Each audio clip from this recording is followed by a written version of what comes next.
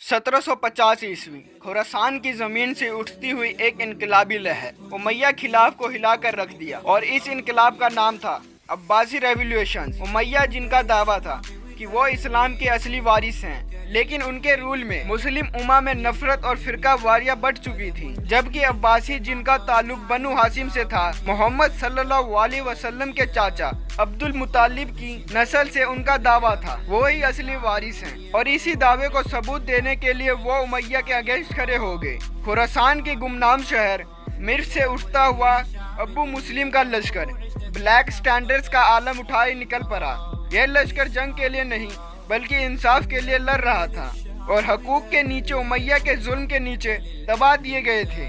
उनकी हुकूमत के अंदर से भी लोग इनकलाब के लिए तैयार थे।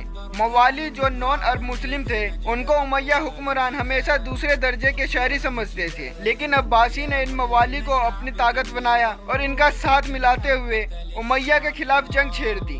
Battle of the great job, ये वो मुकाम था जहां उमैया खिलाफ का सूरज गर्भ हो गया। मरवान सेकंड आखिरी उमैया खलीफा जंग के मैदान से भागने पर मजबूर हो गया, मगर उसका भागना भी उसे बचा ना सका। मिस्र में उसे मार दिया गया।